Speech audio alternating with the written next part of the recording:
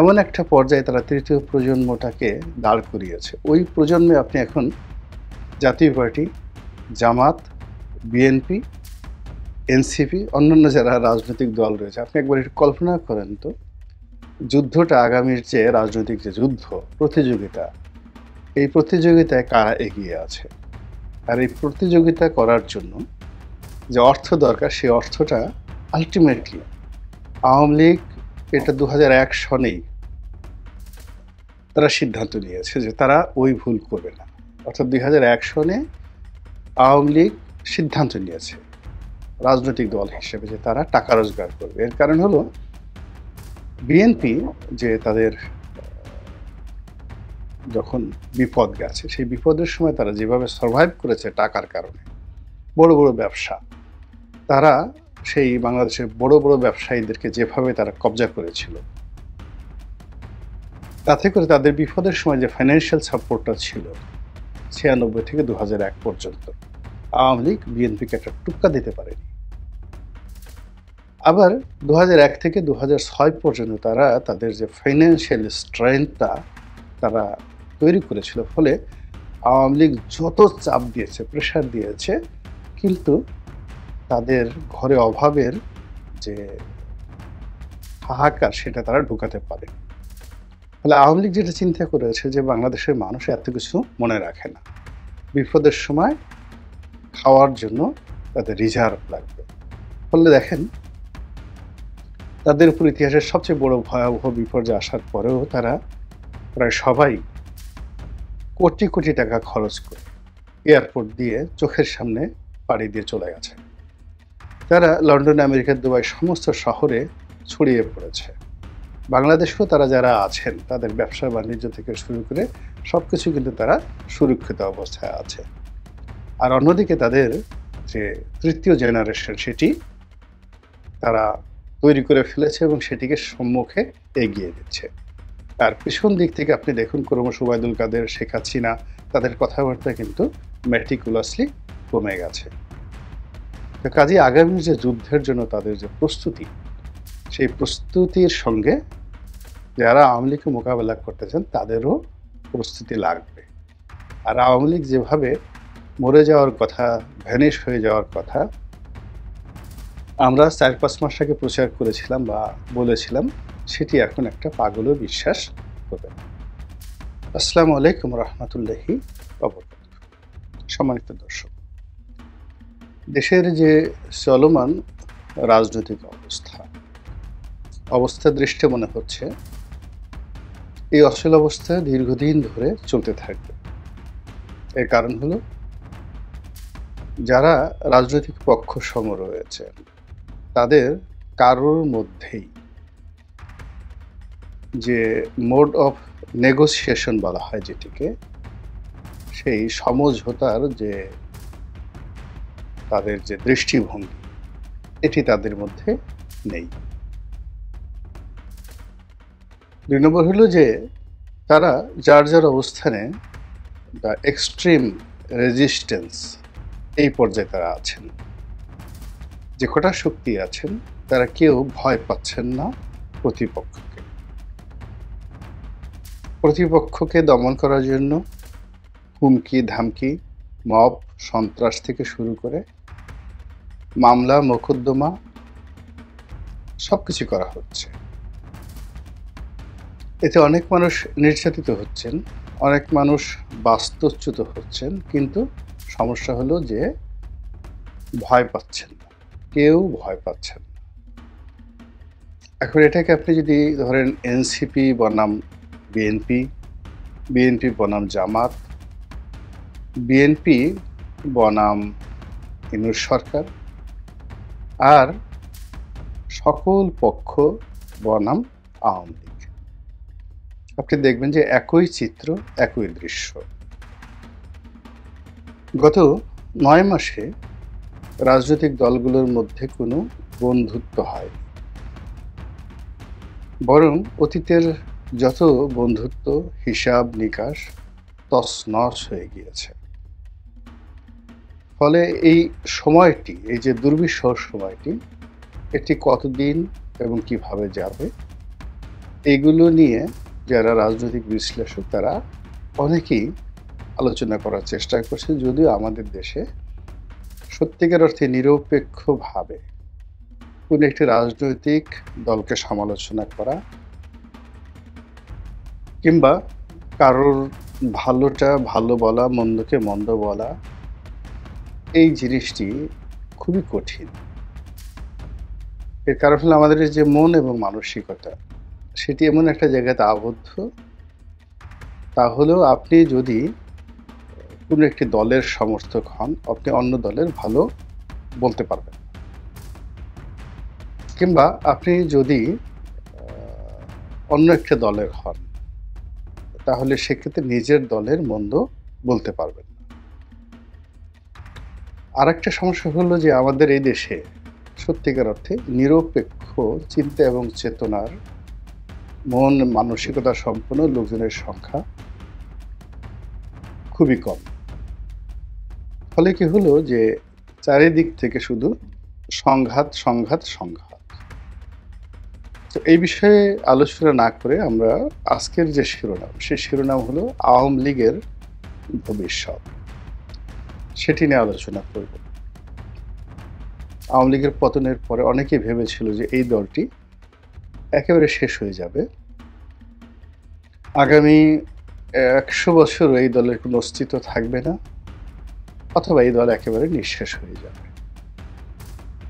পরবর্তীতে যখন দেখা গেল যে না, এই দলটি নিঃশেষ হচ্ছে না, বরং যেখান তাদের সম্ভব সেখান থেকে তারা উকিঝুঁকি দিচ্ছে, তারপরে শেষে তারা সংগঠিত হওয়ার চেষ্টা করছে, তারা তাদের নিজেদের যে অবস্থান সেটি জানান দিচ্ছে, এবং তাদের যে প্রস্তুতি, সেই প্রস্তুতি স্পষ্টতই লক্ষ্য করা যাচ্ছে। ফলে আওয়ামী লীগের যারা প্রতিপক্ষ, তারা তাদের যে কৌশল, সেই কৌশলের যে এক্সট্রিম যে পদ্ধতি, সেটি তারা প্রয়োগ করা শুরু করবে। ইতিমধ্যে আওয়ামী লীগ নিষিদ্ধ করা হয়েছে, তার আগে ছাত্রলীগকে নিষিদ্ধ করা হয়েছে। এখন আওয়ামী লীগ কী করবে? দেখা গেল যে আওয়ামী লীগ নিষিদ্ধ হওয়ার পরে পুরো পরিস্থিতি দেশের এবং দেশের বাইরে সরকারের নিয়ন্ত্রণের বাইরে চলে গেছে। স্বয়ং ডক্টর মোহাম্মদ ইউনূস তিনি নিজে বলেছেন যে আওয়ামী লীগ নিষিদ্ধ করার পরে একটা যুদ্ধের পরিস্থিতি তৈরি হয়ে গেছে, এবং আওয়ামী লীগ নিষিদ্ধ হওয়ার পর আওয়ামী লীগ যে কাজগুলো করেনি, সেই কাজগুলো এখন তারা করা শুরু করেছে। আমি একে একে বলছি। প্রথমত, তাদের বাংলাদেশে বিভিন্ন জায়গাতে ঝটিকা মিছিল, এই মিছিলের সংখ্যা বাড়িয়ে দিয়েছে। দেশের বাইরে থেকে তাদের যে বক্তব্য, বিবৃতি, সভা সমিতি, সেমিনার, এইগুলো তারা বাড়িয়ে দিয়েছে। তাদের ভাষা সংযত হয়েছে। তারা অনলাইনে, অর্থাৎ ফেসবুকে, ইউটিউবে, এরপরে অন্যান্য সামাজিক মাধ্যম থেকে শুরু করে CNN, আল জাজিরার মতো বিখ্যাত প্রতিষ্ঠান এবং ভারত এবং আমেরিকার যে সকল মূলধারার গণমাধ্যম রয়েছেন, প্রিন্ট মিডিয়া রয়েছেন, সেখানে যেভাবে বক্তব্য দিচ্ছেন এবং যেভাবে ও সকল পত্রপত্রিকায় আওয়ামী লীগের মিশন এবং ভিশন নিয়ে তারা যেভাবে প্রচারণা চালাচ্ছেন, এটি আওয়ামী লীগ বিরোধীদের জন্য রীতিমতো অশনির সংকেত। 2 নম্বর হলো যে তাদের বন্ধু রাষ্ট্র হিসেবে পরিচিত ভারত ক্রমশই আওয়ামী লীগের প্রতি তাদের যে সমর্থন এটি বাড়িয়ে দিচ্ছে। অন্যদিকে স্পষ্টতই বোঝা যাচ্ছে যে আমেরিকা, জাপান এবং চীন, এই 3টি বৃহৎ রাষ্ট্র, তারা আওয়ামী লীগকে মাইনাস করে কোনো কথা চিন্তা করছে না, বরং তারা মনে করছে যে অনেকটা এই দল ফিরে আসতে পারে। তো কাজেই তাদের সঙ্গে নতুন করে যে যোগাযোগ স্থাপিত হচ্ছে, এটি বোঝা যাচ্ছে, সব দিক থেকে বোঝা যাচ্ছে। সরকারের নড়াচড়া এবং বিদেশি রাষ্ট্রদূতদের কথাবার্তা, এবং রাজনীতির যে একটা গম্ভীর যে অবস্থা, গোমট ভাব যেটিকে বলা হয়, তার দেখে কিন্তু এটা বোঝা যাচ্ছে। সবচেয়ে আওয়ামী লীগের জন্য এই মুহূর্তে সুসংবাদ হলো, আওয়ামী লীগের তৃতীয় প্রজন্ম সামনের দিকে চলে আসছে এবং বাংলাদেশের রাজনীতিতে এই মুহূর্তে অন্য কোনো রাজনৈতিক দলের তৃতীয় প্রজন্ম সামনে এসে নেতৃত্ব দেওয়ার মতো পর্যায়ে নেই। এখন আওয়ামী লীগের প্রথম প্রজন্ম ৬০-এর দশকে যারা নেতৃত্ব দিয়েছেন এবং ৭০-এর দশকে বঙ্গবন্ধু এবং তার সহ যারা কর্মী। দ্বিতীয় প্রজন্ম হলো ৮০-এর দশক এবং ৯০-এর দশকে যারা নেতৃত্ব দিয়েছেন এবং এই তৃতীয় প্রজন্ম হলো ২০০০ সনের পরে যাদের নেতৃত্ব আমরা দেখতে পাচ্ছি ২০০১ থেকে, এবং এদের সবার বয়সই ৫০-এর নিচে। তো এই যে তৃতীয় প্রজন্মের যে সকল নেতৃবৃন্দ আওয়ামী লীগে আছে, ঠিক ওই পর্যায়ের অল্প কয়েকজন নেতা বিএনপিতে আছেন। কিন্তু আওয়ামী লীগের নেতাদের যে আন্তর্জাতিকতা, তাদের শিক্ষা এবং তাদের যে গ্রুমিং, তাদের যে পদবি এবং পোর্টফোলিও, এর সমপর্যায়ে হয়তো বিএনপিতে সম্ভব ছিল। কিন্তু বিএনপি যেহেতু ওই রাষ্ট্র ক্ষমতার যে সুযোগটি সেটি পায়নি, ফলে তাদের গ্রুমিং হয়। আমি উদাহরণ দিলেই জিনিসটা বুঝতে পারব। যেমন আপনি গত কয়েকদিনে সাবেক শিক্ষামন্ত্রী মহিবুল হাসান চৌধুরী, মানে চট্টগ্রামের মহিউদ্দিন চৌধুরী সাহেবের ছেলের অনেকগুলো সাক্ষাৎকার দেখেছেন ইন্টারন্যাশনাল মিডিয়াতে। এখন ব্যারিস্টার মহিবুল হাসান চৌধুরীর যে স্মার্টনেস, তার যে বংশমর্যাদা, তার যে লিগেসি, এবং তিনি যে ভাষায় কথা বলছেন, এ ভাষায় কথা বলার মতো আমি এখন পর্যন্ত বিএনপি, আওয়ামী লীগ, জাতীয় পার্টি এবং এই যে এখন যারা সরকারে আছেন ডক্টর মোহাম্মদ ইউনূস নিজের সহ, তাদের কারোর মধ্যেই এই স্মার্টনেস আমি দেখিনি। প্রত্যুৎপন্নমতিতে হঠাৎ করে কথা বলা, সাবলীলভাবে ইংরেজিতে কথা বলা, এবং কথা বলতে গিয়ে ধীর এবং স্থির। যেমন আমি নিজে দীর্ঘদিন ধরে কথা বলি, কিন্তু গত কয়েকদিনে আমি দেখলাম যে আমি কথা বলতে গিয়ে যখন আবেগপ্রবণ হয়ে যাচ্ছি, তখন আমার চোখ দুটো গোল গোল হয়ে যাচ্ছে ব্যারিস্টার ফুয়াদের মতো, স্থির থাকতে পারছি না। মুক্তিযুদ্ধের কথা যখন আসে বা অন্য যে কোনো বিষয় যখন আসে, আমি কথা বলতে গিয়ে আবেগপ্রবণ হয়ে যাই। আমার হাত সাধারণত নড়ে না, কিন্তু ইদানিং দেখা যাচ্ছে যে মাঝে মধ্যে আমার হাত উঠে যায়। ফুয়াদের একই অবস্থা, ব্যারিস্টার ফুয়াদের একই অবস্থা। কথা কিন্তু একেবারে আপনি ফেলে দিতে পারবেন না, কিন্তু সে তার আবেগকে নিয়ন্ত্রণ করতে পারে না। আমিও তৃতীয় প্রজন্মের রাজনীতিবিদ, ফুয়াদ সম্ভবত তৃতীয় প্রজন্মের রাজনীতিবিদ, তার মানে বয়সের দিক থেকে, কিন্তু ফ্যামিলি লিগেছি হয়তো সেই প্রথম জেনারেশনের। তো সেই দিক থেকে মহিউদ্দিন চৌধুরী সাহেবের যে ছেলে, তার যে বক্তব্য, আমি দেখলাম যে আমার চাইতে অনেক অনেক চোখ কষ। মানে তিনি বলে যাচ্ছেন কিন্তু তার চোখ গোল গোল হচ্ছে না, মুখের অভিব্যক্তির কোনো পরিবর্তন নাই, চোয়াল শক্ত হচ্ছে না। তিনি তার মতো করে কঠিন কঠিন প্রশ্নসমূহের উত্তর তিনি দিয়ে যাচ্ছেন। তো এই যে আমি একজনের উদাহরণ দিলাম। এখন মহিউদ্দিন চৌধুরীর ছেলের সঙ্গে যদি তুলনা করতে হয়, তাহলে এখানে আমির খসরু মাহমুদ চৌধুরী, আবদুল্লাহ আল নোমান সাহেবের ছেলে, তারপরে শেষে সালাউদ্দিন কাদের চৌধুরী সাহেবের ছেলে, ওনাদের সঙ্গে তুলনা করা যেতে পারে। কিংবা মীর নাসির সাহেবের ছেলে মীর হেলাল, তাদের যে ট্র্যাডিশন, রক্তের যে ধারা, বংশমর্যাদা, শিক্ষার দিকে সবকিছু রয়েছে। কিন্তু মহিবুল হাসান চৌধুরী একেবারে একটা মন্ত্রণালয়ের মন্ত্রী হিসাবে তার ভিতরে যে স্থিরতা এসেছে, তার ভিতরে যে দৃঢ়তা এসেছে, এটা শেখ হাসিনা তাকে ওইভাবে তৈরি করেছেন। আবার একই সঙ্গে শেখ হাসিনা সালাউদ্দিন কাদের চৌধুরীর ছেলেকে আয়নাঘরে ঢুকিয়ে এমন থেরাপি দিয়েছেন যে এখন তিনি ইচ্ছা করলেও মহিবুল হাসান চৌধুরীর মতো কথা বলতে পারবেন না।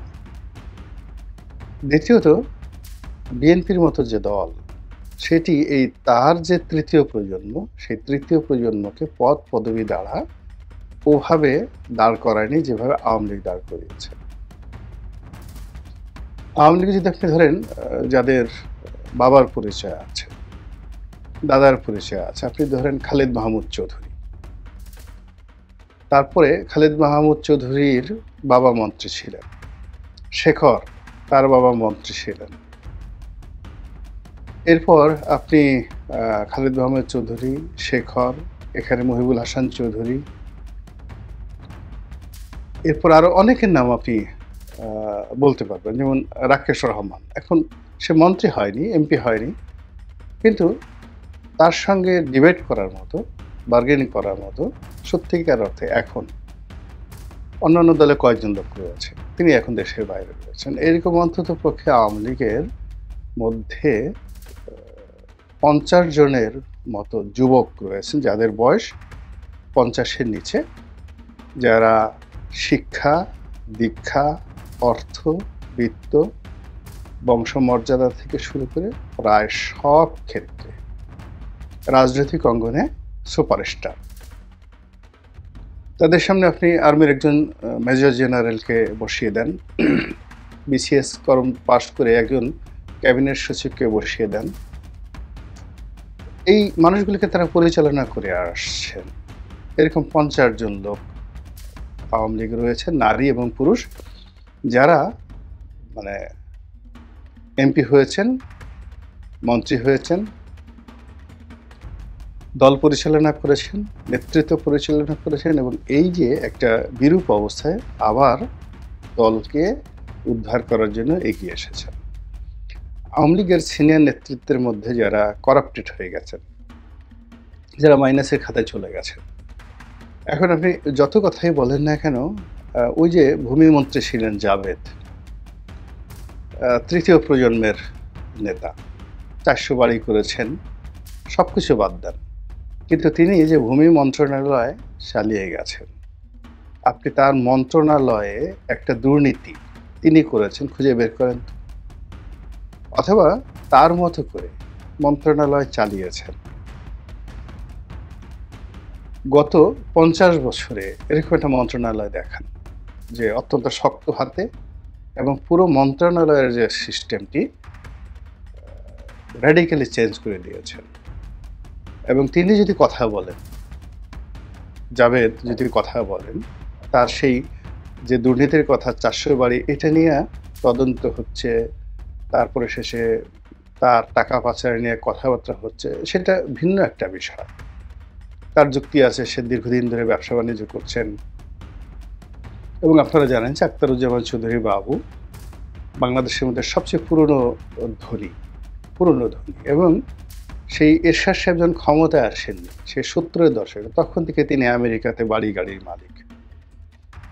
তো তার সন্তানেরা, আখতারুজ্জামান চৌধুরীর সন্তানেরা, তারা লন্ডনে আমেরিকাতে বাড়ি করবে, ব্যবসা বাণিজ্য করবে, এবং তারা আপনারা আমার মতো রাস্তার কাছে ঘুরবেন, তারপরে বিকাশ থেকে, নগদ থেকে টাকা উত্তোলন করবেন, চুরি চামারি করবেন, তারপরে বাংলাদেশ থেকে সেই আমরা যে সকল ছোট ছোট চিন্তা করি, কারণ বাজার থেকে চাঁদা তুলবেন এবং সেই টাকা পাচার করে লন্ডনে বাড়ি করবেন, ওটা আপনি চিন্তা করতে পারেন। কিন্তু আমি যেহেতু জাভেদদেরকে চিনি, ঘনিষ্ঠভাবে চিনি, এটা আমার কাছে গ্রহণযোগ্য নয়। তাদের ব্যবসায় বাংলাদেশের থেকে অনিয়ম হতে পারে, কিন্তু ওটা একটা ভিন্ন প্রসঙ্গ। কিন্তু আপনি জাভেদের শিক্ষা যদি ধরেন, দীক্ষা যদি ধরেন, তার এই যে সে একটা ব্যাংক চালিয়েছে, ইউনাইটেড কমার্শিয়াল ব্যাংক।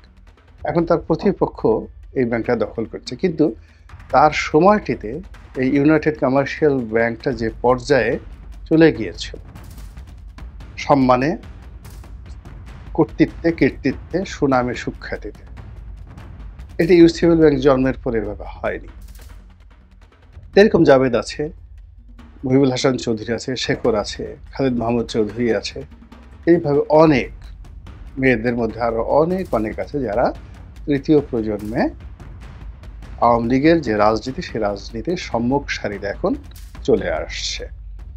এবং এরা যদি নেতৃত্বের আসনে দাঁড়ায়, 50 জন নেতৃত্বের আসনে দাঁড়ায়,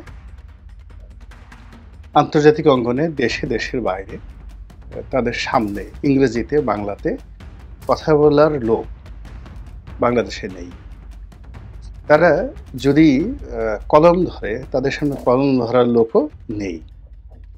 এমনি আপনি যতই বলেন না কেন, সজীব অজিত জয়কে হাতের ট্যাটু এঁকেছে, গালাগালি করছেন পিনাকির ভাষায়, যত কিছুই বলেন না কেন, তার লেভেল অফ থিঙ্কিং, তার বন্ধু বান্ধব, আপনি এই ঢাকা শহরে কেউ কি বলতে পারবে যে জয় ঠিক কোনো টুন্ডা বাবু, টোকাই সাগর, মুরগি মিলন, এদের সাথে জয়ের সম্পর্ক ছিল, বন্ধুত্ব ছিল,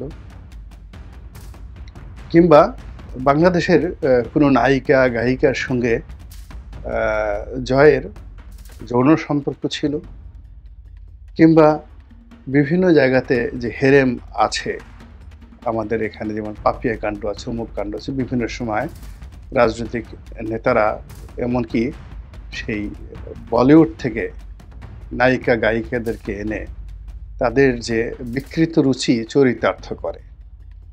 জয় সম্পর্কে এই ধরনের কথা কেউ বলতে পারবেন যে আমার এই সর্বনাশটা মুখে করেছে? আলটিমেটলি মূল ব্যাপার হলো যে আপনি জয় ধরেন, পুতুল ধরেন, তৃতীয় প্রজন্ম। এখন পুতুল যখন কথা বলেন, আপনি দেখেন তো এই যে WHO তে তিনি একটা আঞ্চলিক অফিস চালাচ্ছেন, যে কটা আন্তর্জাতিক সেমিনারে বক্তব্য দিয়েছেন, যে কটা ভিডিও বার্তা দিয়েছেন, তার যে উচ্চারণ এবং তার যে বাচনভঙ্গি এবং তার যে দৃঢ়তা, তার উপর এত ঝড় বয়ে যাচ্ছে, সেই ঝড়ের কোনো লক্ষণ কি আপনি পুতুলের বক্তব্যে দেখেছেন? জয়ের ক্ষেত্রে প্রযোজ্য।